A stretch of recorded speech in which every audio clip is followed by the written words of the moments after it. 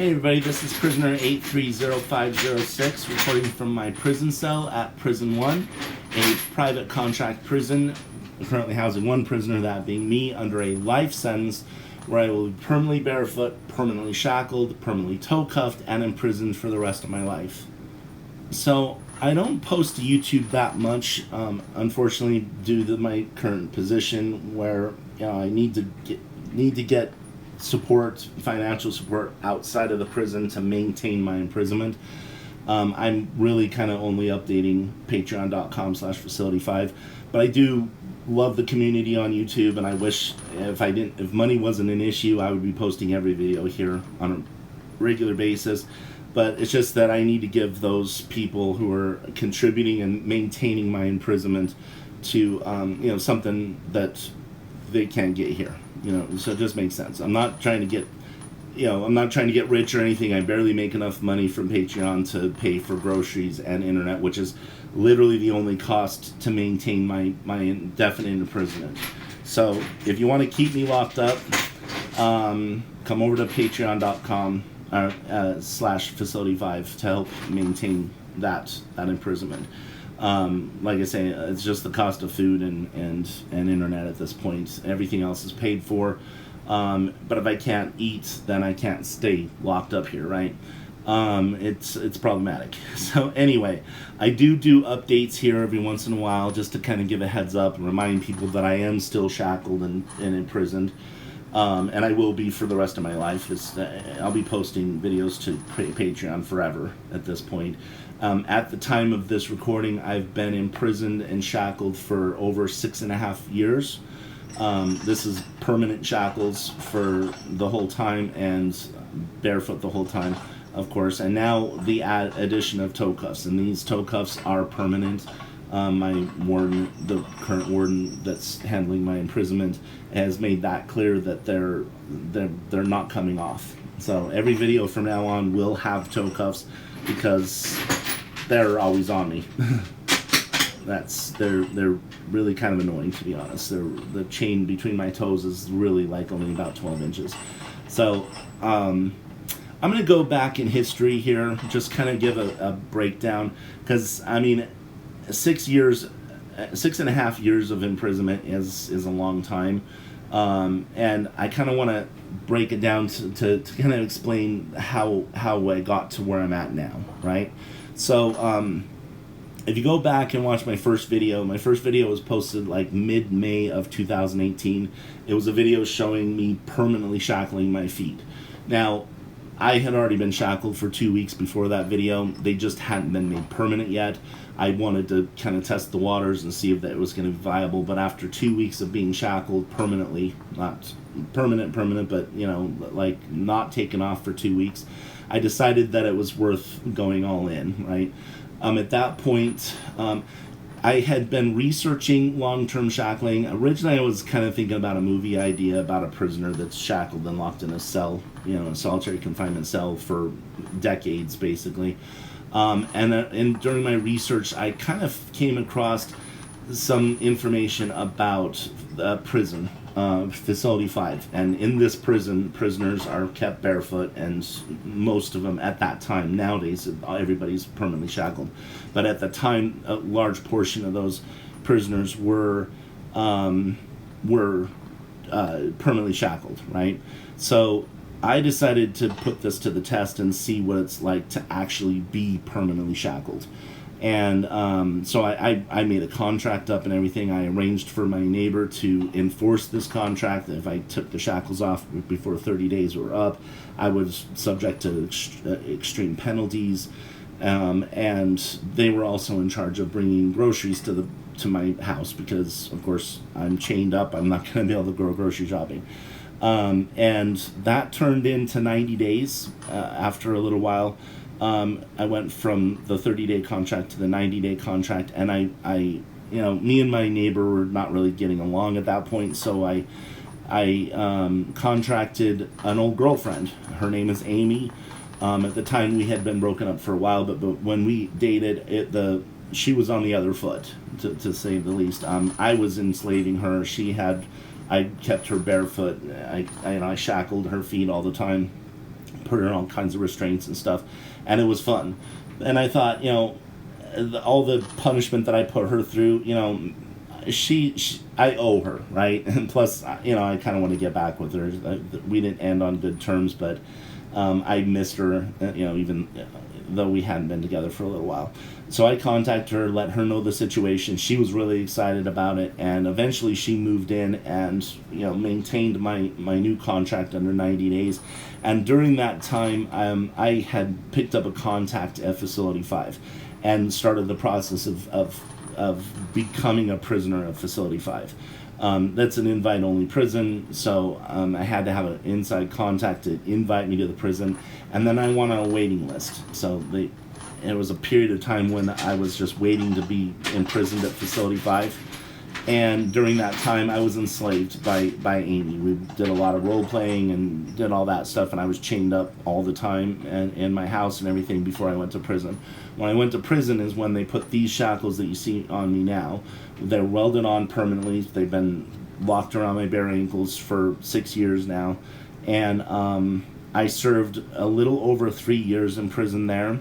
And things kind of went south. I'm not going to get into details towards the end of my imprisonment there. And I decided I didn't want to be there anymore.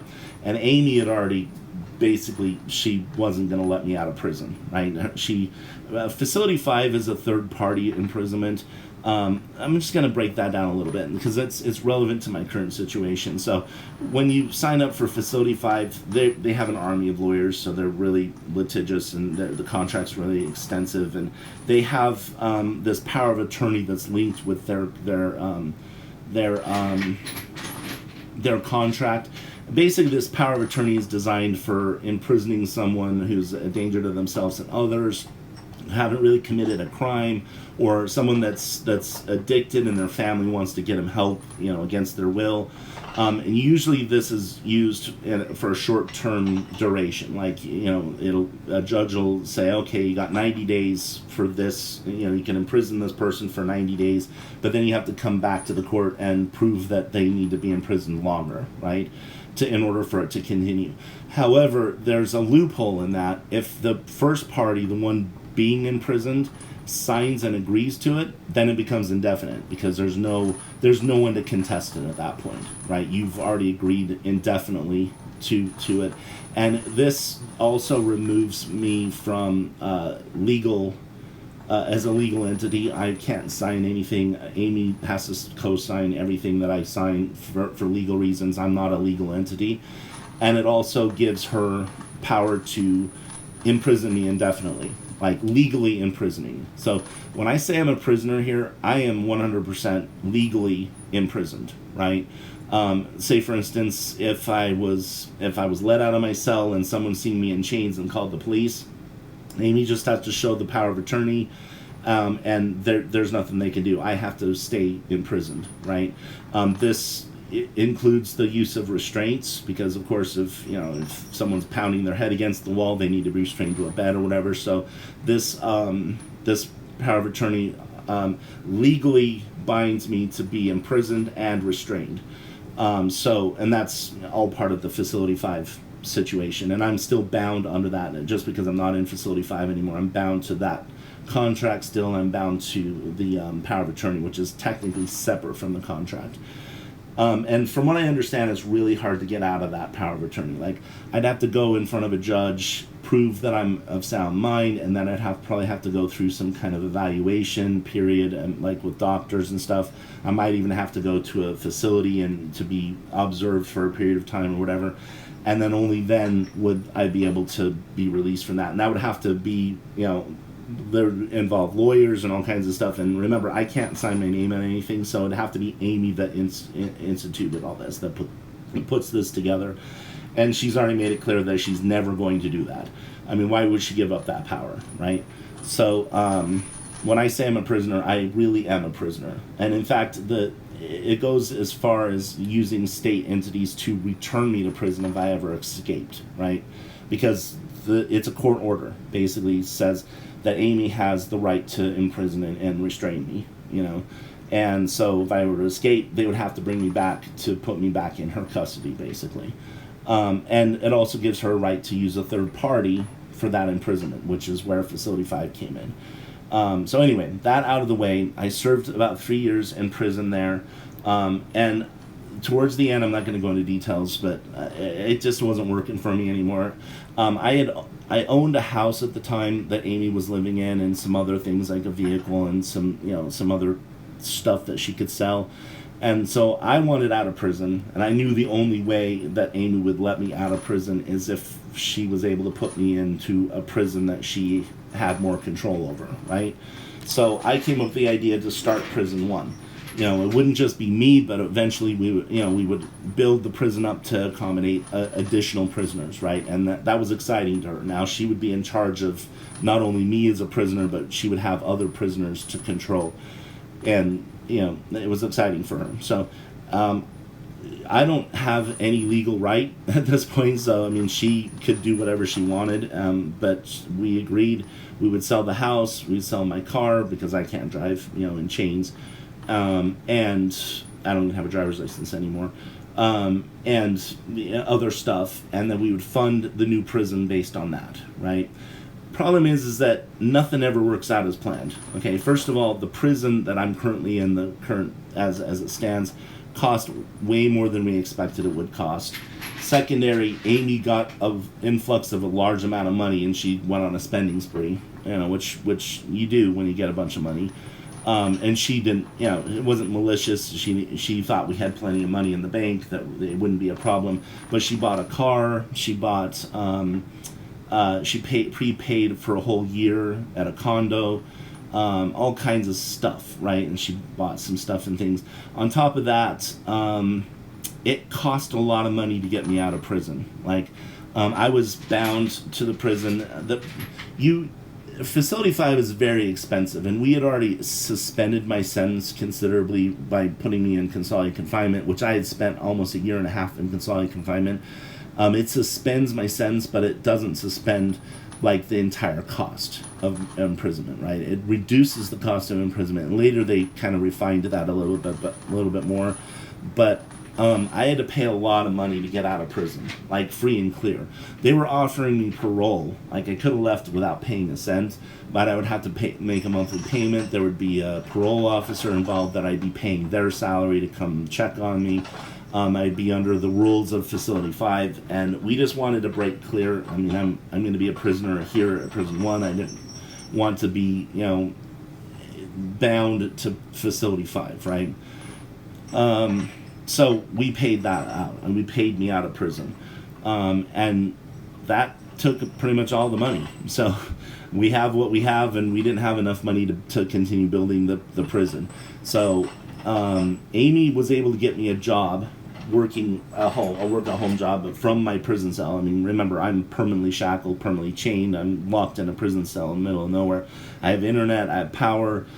So I was able to do this basically a customer service based job here in my prison cell over the past couple of years, and Amy was using that money to live on. So the Patreon money, like I mentioned earlier, funds my imprisonment, that pays for my groceries, and she was funding my internet out of what I was making for my work at home job, which wasn't really a lot of money, but it all went to her, buying her lifestyle and everything. That job came to an end. As you know, there's this thing called AI now, and a lot of companies are switching to AI for customer service and technical support. Now, it hasn't completely dominated the market, but it also means that there's less demand for customer service agents, right?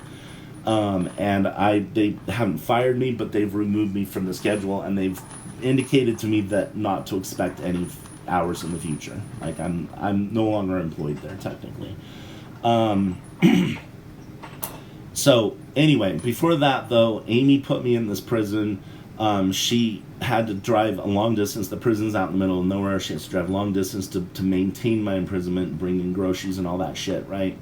And she got bored with that. She got sick of doing it, right? As anybody would. And also, during my imprisonment, she enslaved another girl, a girl from her work, and I'm not going to go into detail with that, but she's been with her for a long time now, many years, and she's just putting all of her time and effort into her, basically. All her energy is into that relationship because she lives with her 24 hours a day, and I'm just a loser chained up in a metal box in the middle of nowhere that she has to drive really far to get to.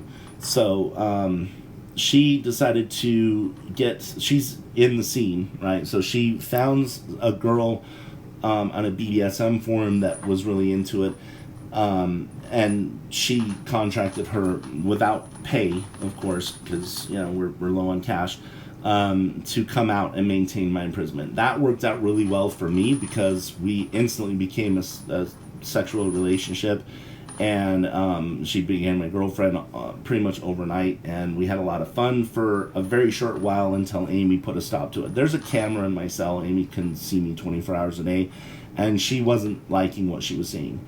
So she got another warden to replace her, and this warden was very strict. There was clear rules that were put in place, about contact and communication. I'm not able to speak unless asked a direct question. We're not communicating. We're not friends. We're not, there's no chance of me getting into a relationship with that type of situation. She owns me when she comes to the prison, right? And, yeah. That went on for quite a while, and it was working from my perspective, anyways. The girl got a little sadistic towards the end, which is kind of expected in the situation. When you have absolute power over somebody, you start becoming desensitized to it, and she did. So, and I wasn't complaining too much about that, but there's something going on behind the scenes. I don't know, some kind of cat fight going on or whatever between her and Amy, and she was just fired just out of the blue. Like, there was no warning on my end. One day she was coming to my prison, the next day she was banned from the prison, right? At this point, Amy was fed up. She didn't want to come out here. She was sick of dealing with these people that were working for free, right?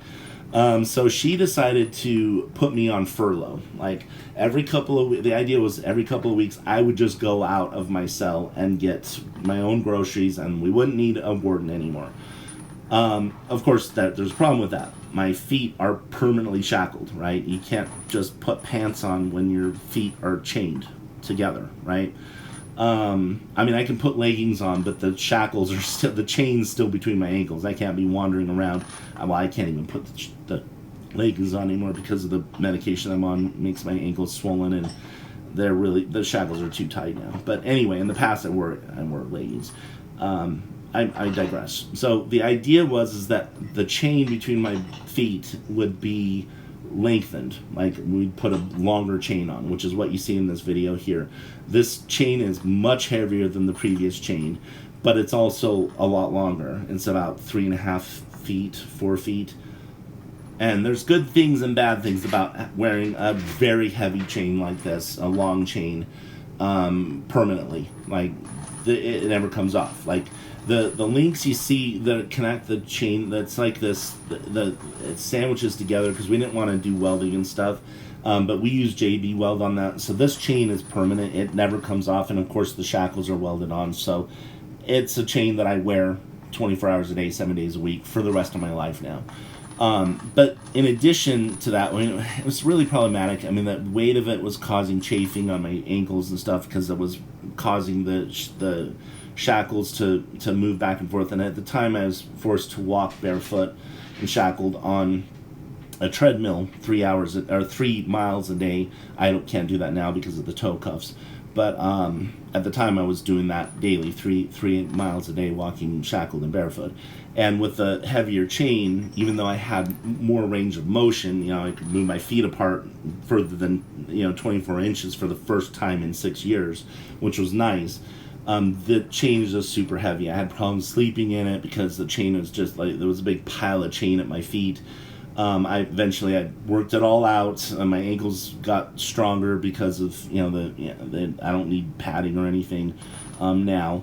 Well, I'm not walking on the treadmill at all now, but I was able to walk on the treadmill before the toe cuffs without padding or anything. So I adapted to the new chain, and I actually suspend the chain to my crotch while I'm in bed to keep the chain out of the way. So it's just it's managed. But also it gives me the option to wear pants. Like, I can put pants over the chain because the chain comes up all the way up to my crotch, right? So I can put pants on and still be shackled and chained, right? So the idea was is that I'd be provided pants. I'd have to go get my own groceries on a furlough, 1 hour every 2 weeks. I would be allowed out of my cell. We even got this electronic deadbolt on my cell door so Amy could release me from my cell and set a timer for 1 hour for me to be back in my cell before that 1 hour period where it automatically locked me back in my cell for the next 2 weeks, basically. Originally, she wanted me to do this barefoot, because that's the rule here. I don't even have shoes.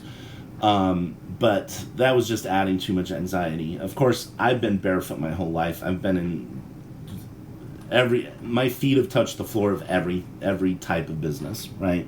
Over the span of my life, so I don't have a problem going barefoot in public places. It's not that big of a deal.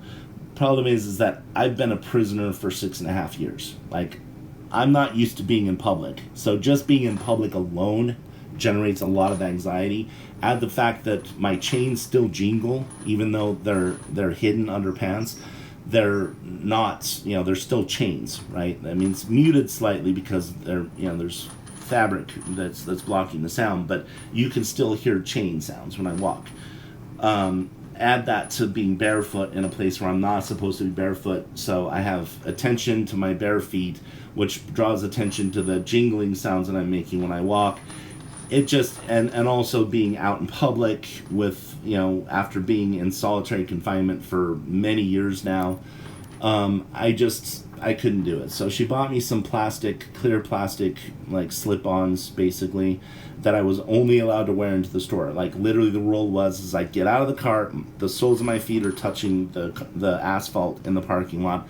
I take the shoes out, I slip them on, go into the store. When I get back to the car, the shoes come off. I'm barefoot in the parking lot when I'm putting my groceries in the car and everything. And then the shoes stay in the car when I get home, which is my prison cell. When I get back to my prison cell, I get into my cell and the door's locked. And that was working out okay for a few months. And Amy, she always hated the fact that I was wearing shoes, even though it was only for 10 minutes every 2 weeks, literally. It just was kind of scratching that, it's against the rules itch, So she took my shoes. She decided that I was going to go barefoot on my next furlough. Luckily, and you'll never hear anybody say luckily before the next thing I'm going to say, just a heads up, but luckily I got COVID. And it changed some things. So I missed my next barefoot furlough, and Amy had to come out and take me to the clinic.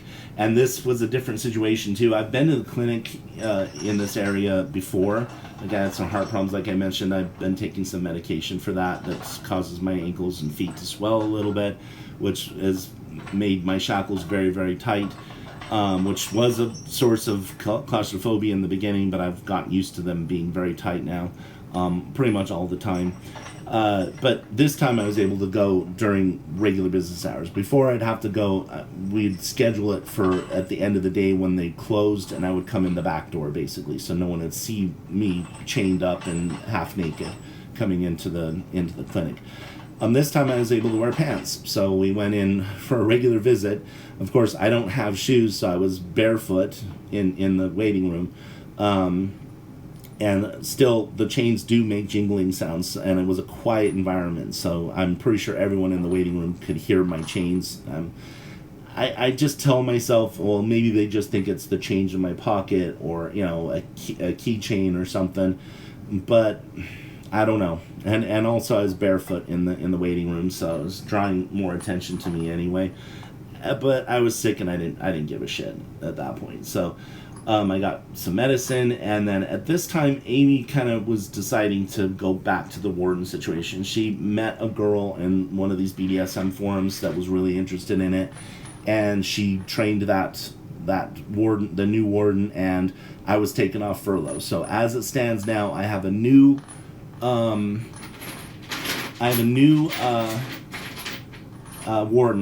and her assistant. So this is a different dynamic. There's 2 girls coming to my cell now.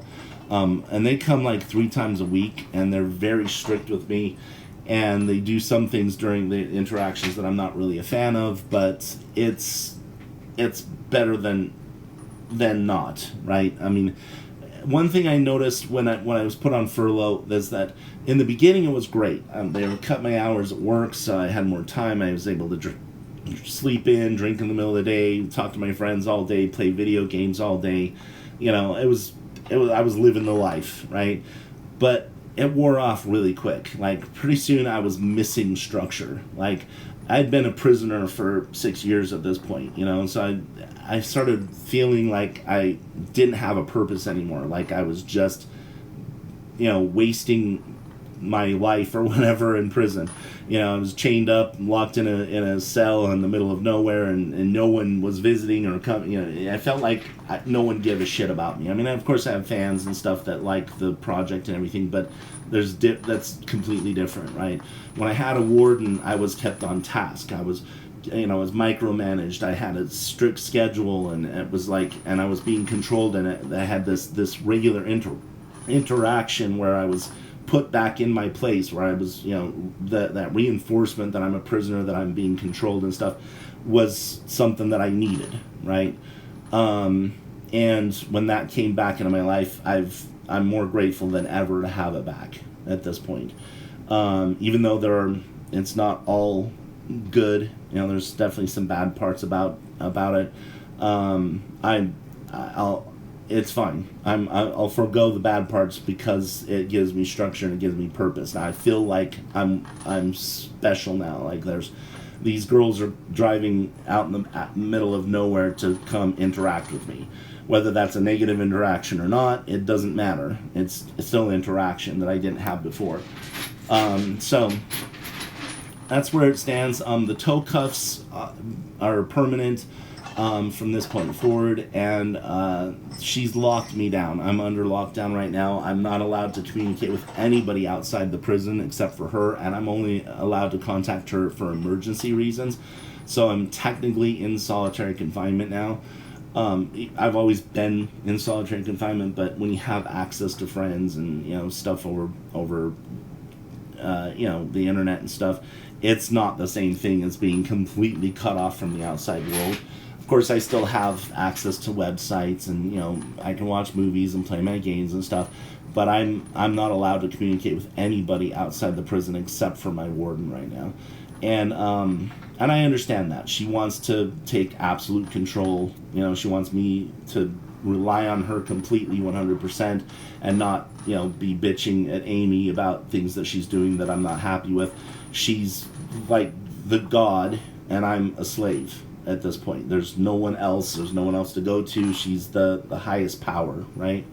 And I can understand why she'd want that. She put parental controls on all my devices.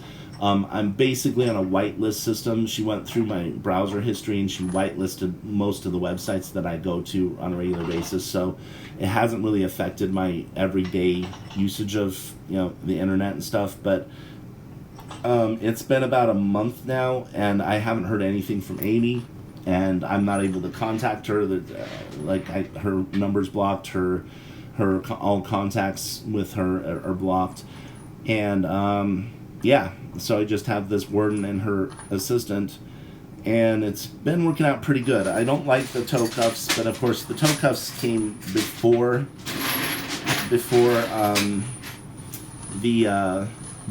the warden, so that's not something that was initiated. But she informed me that, now that I'm not on furlough, that the toe cuffs just are permanent. They're not coming off even for a millisecond.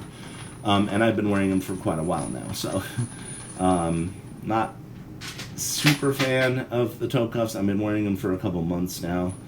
Has it been a couple months? Yeah, 2.5, 3 months?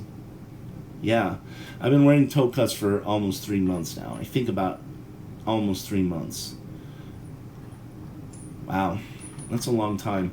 I never thought I would be wearing toe cuffs that long. Usually toe cuffs are a short-term thing, but because the chain length on these and because the way they fit around my toes, like they were made for my toes, it's just obvious that they're gonna work as a permanent situation. They definitely limit my freedom, though, like my freedom of movement, quite considerably. Anyway, thanks for watching. I'm going to end this here. I hope to see you over at patreon.com/facility5. Not only to get regular updates from my imprisonment and see more pictures of my filthy bare feet in toe cuffs, but also to help imprison me. So just think, if you like me imprisoned and you're paying through Patreon, you're basically one part owner of me and my imprisonment, right? Because without your support on Patreon, I can't remain imprisoned, right? So yeah, I hope to see you over there. Thanks again for watching, and have a great day.